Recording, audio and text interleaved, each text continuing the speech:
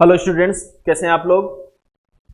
तबीयत अच्छी अच्छी कट रही है छुट्टियों में। घर पे बोर हो गए। पहली बार ऐसा हुआ होगा कि आप लोग छुट्टियों में बोर हो गए। अदरवाइज आप कोचिंग से छुट्टियां मांगते रहते थे, सर छुट्टियां दीजिए, सर छुट्टी कब रहेगी, छुट्टी कब रहेगी।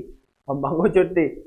कोरोना ने इतनी लंबी छुट्टियां दे दी हैं आप लोगों को कि मुझे नहीं लगता आप आगे फ्यूचर में कुछ महीनों तक या कुछ दिनों तक छुट्टियों की अभिलाषा भी रखेंगे। एक बार ऑफलाइन सिस्टम स्टार्ट तो हो जाए।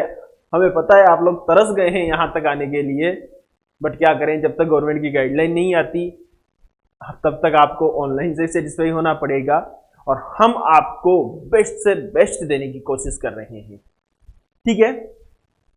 लास्ट लेक्चर जो हमने डिस्कस किया था उसमें हमने डिस्कस किया था geometrical interpretation of Lorentz transformation, Lorentz रूपांतरण का ज्यामितीय विवेचन। फिजिकल मीनिंग की बात हुई थी लोरेंज रूपांतरण के। अब जब हमने लोरेंज रूपांतरण का फिजिकल मीनिंग देखा तो आपने क्या पाया कि पहले हमारे पास 3D हुआ करती थी। पहले हमारे पास कितनी डायमेंशनल स्पेस थी? 3 डायमेंशनल स्पेस थी। अब आपके पास कैसी स्पेस है? 4 डायमेंशनल स्पेस है। 4 डायमेंशनल चतुर्विमीय, जिसका फोर्थ कोऑर्डिनेट क्या है आपके पास? Iota city. तो अभी तक जो आपके पास कोऑर्डिनेट थे वो कैसे थे? X Y Z. लेकिन लोरेंज ट्रांसफॉर्मेशन के फिजिकल मीनिंग ने क्या कहा कि डायमेंशन कैसी है? 4 डायमेंशनल है। और फोर्थ जो कोऑर्डिनेट है आपका वो क्या है? आपके पास प्राइम वाला कोऑर्डिनेट आयोटा सिटी, इमेजिनरी है, ठीक है। एक्सिस कैसी है? इमेजिनरी है, लेकिन है इमेजिनरी एक्सिस। आप प्लॉट करते हो कॉम्प्लेक्स एनालिसिस के अंदर, ठीक है, जब आप सम्मिश्र संख्या पढ़ते हो। अब देखिए सीधे सीधे आपका अपग्रेडेशन हो गया। अब आपको आपके पढ़ाई का लेवल बढ़ाना पड़ेगा। 3D तक तो आप 2-3 सालों से बात करते हुए आ रहे थे, अब हम 4D में चले गए। अब 3D में जब आप किसी कण की एग्जैक्ट पॉइंट बताते थे तो उसे हम क्या बोलते थे? निर्देशांक बिंदु। क्या बोलते थे हम उसको? निर्देशांक बिंदु। और अगर हम स्थिति बताते थे तो किससे बताते थे आप? स्थिति सदिश से। अब यहां भी काम तो सारे के सारे वही होंगे, लेकिन उनके नाम बदल गए हैं। उनके नाम बदल गए हैं। आपका टॉपिक क्या लिखा है मैंने? देखिए, word point, word line and space time interval, जगत बिंदु, जगत रेखा तथा द्विक काल अंतराल। नाम ही बड़े अजीब से लग रहे होंगे आपको सुन के। जगत बिंदु, जगत संसार की बात हो रही है, ठीक है। जगत मतलब संसार। तो देखिए कि लोरेंज ट्रांसफॉर्मेशन ने आपको क्या बताया कि अब जो डायमेंशन है, जो स्पेस है, वो कैसी है? 4 कोऑर्डिनेट्स की है, 4 डायमेंशनल है। और चौथा कोऑर्डिनेट क्या है आपका? उसका iota C T. And this 4 dimensional space is known as, इस चतुर्विमीय आकाश को साइंटिस्ट के नाम पे नाम दिया गया है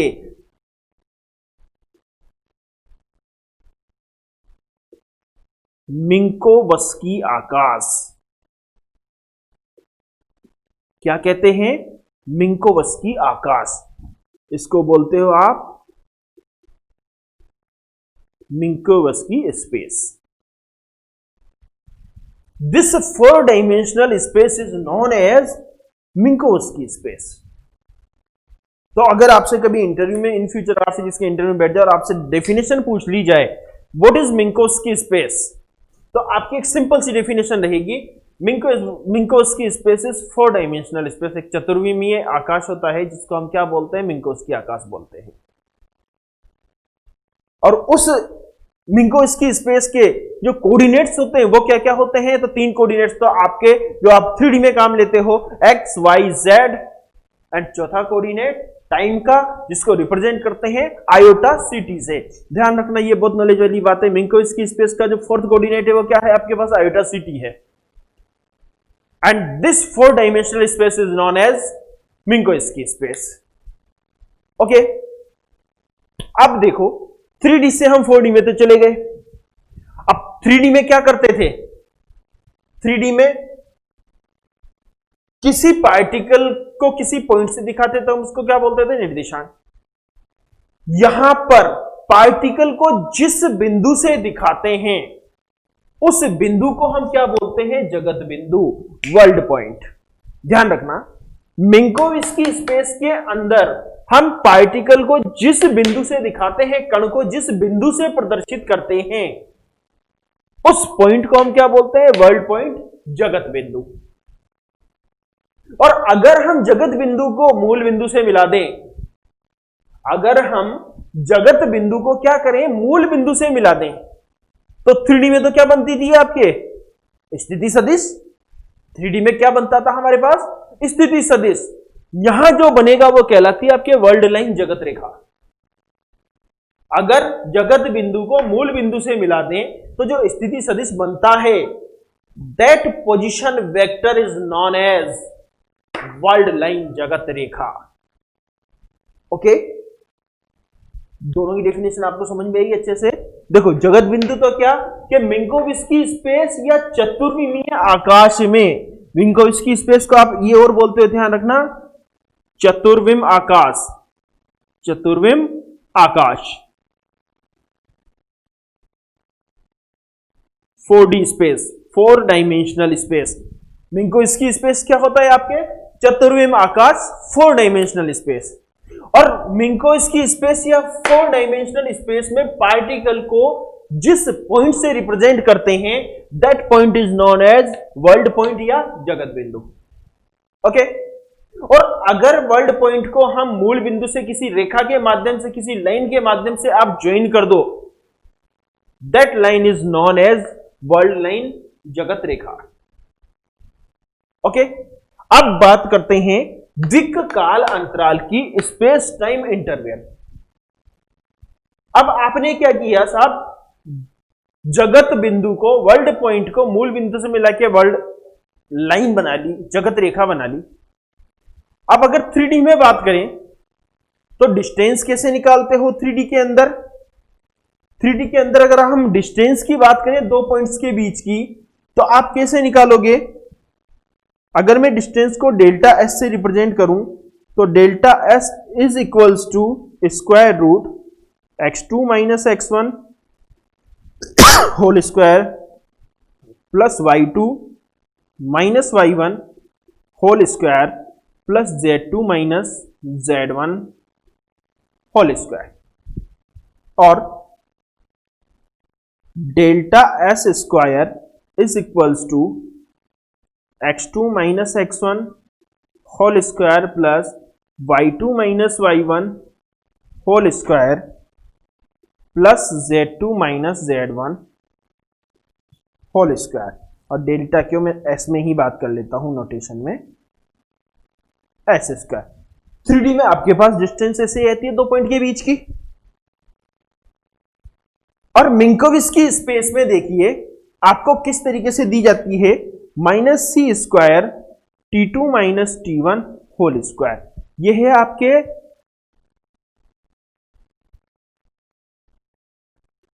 फोर डी के अंदर, तो minus C square T2 minus T1 whole square. ये आपके 4 डायमेंशनल स्पेस के अंदर दो पॉइंट्स के बीच की डिस्टेंस है, जिनके कोऑर्डिनेट्स क्या है? x1 y1 z1 आयोटा सी T1 और x2 y2 z2 आयोटा सी T2। दोनों के कोऑर्डिनेट्स क्या है आपके पास? एक के तो है आपके पास x1 y1 z1 आयोटा सी T1 और दूसरे के x2 y2 z2 आयोटा सी T2। दो बिंदुओं के निर्देशांक है तो उनके बीच की दूरी कितनी आती है आपके 4D के अंदर? इतनी आती है। ठीक है, दो बिंदुओं के निर्देशांक अगर 4D में आपके पास ये है तो उनके बीच की डिस्टेंस कितनी आती है? ये। अब बात किस पर कर रहे हैं? स्पेस टाइम इंटरवल, द्विकाल अंतराल के ऊपर। तो द्विकाल अंतराल क्या होता है कि चतुर्विम आकाश में in 4 dimensional space the negative distance is known as space time interval. दूरी का ऋणात्मक मान, दूरी का ऋणात्मक मान क्या कहलाता है? आपके दिक् काल अंतराल कहलाता है। अब दूरी का ऋणात्मक मान की बात कर लें अगर हम, तो दूरी का ऋणात्मक मान कितना आएगा आपके पास?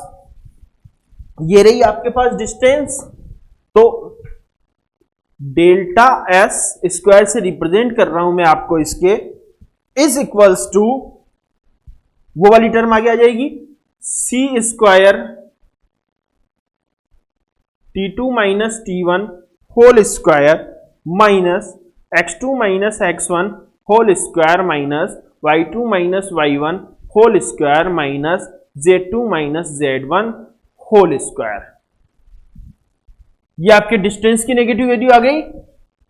This is equation A and this is nothing but space time interval.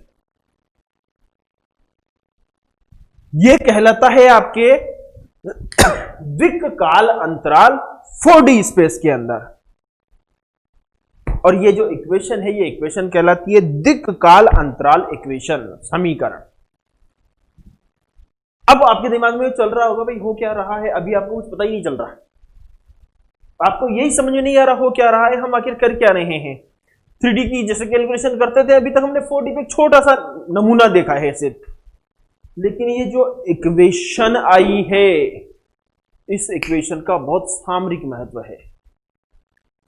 ये इक्वेशन हम होल्ड करवा के किसी कंडीशन पे कोई घटना घटित हो रही है और हम इस इक्वेशन को वहां अप्लाई करवा दें, कैसे करेंगे मैं आपको बताऊंगा इस बारे में, और हमें कुछ एक कंडीशन मिलेगी, वो कंडीशन देख के हम ये बता सकते हैं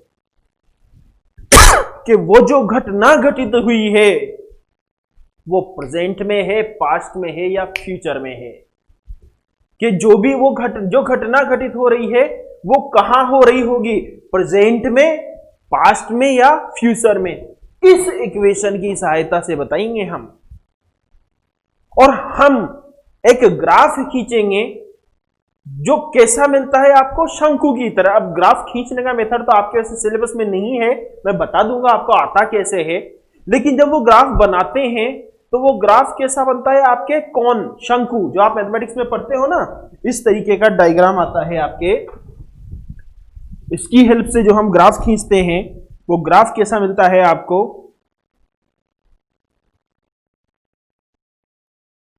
इस टाइप का मिलता है। दिस इज नॉन एज वर्ल्डकॉन, जगत शंकु। क्या बोलते हो आप इसको, जगत शंकु। इंटरव्यू का बहुत हॉट टॉपिक है। इस जगत शंकु पे हम इस जगत शंकु को देख के, इसकी सहायता से जब जगत शंकु बनाते हैं तो हम इस जगत शंकु को देख के बता सकते हैं कि जो घटना घटित हुई है वो प्रेजेंट में हो रही है, पास्ट में थी या फ्यूचर में होगी। ये चीज ये बताएगा आपको, ठीक है। कौन सा अंतराल, स्पेस टाइम इंटरवल। आप सोचो इसका कितना बड़ा यूज है कि ऐसी इक्वेशन जो आपको ये बता देगी कि आप कहां हो, प्रेजेंट में, पास्ट में या फ्यूचर में। ओके, तो आपको बेसिक डेफिनेशंस बताई हैं मैंने, world point, world line, space time interval की। स्पेस टाइम इंटरवल का यूज क्या है, तो सबसे पहले तो नेक्स्ट लेक्चर में हम इस स्पेस टाइम इंटरवल पे कंडीशंस देखेंगे कि कब वो घटना कहां जाएगी, किस टाइप की होगी। फिर मैं आपको वो घटना वर्ल्ड कॉन पे बना के बताऊंगा कि वर्ल्ड कॉन आपको कैसे बताता है कि कौन सी घटना प्रेजेंट में, पास्ट में, कब प्रेजेंट होगा, कब पास्ट होगा, कब फ्यूचर होगा। ठीक है, तब तक आप एंजॉय करिए, पढ़ते रहिए। हम मिलेंगे नेक्स्ट लेक्चर में। Thank you so much.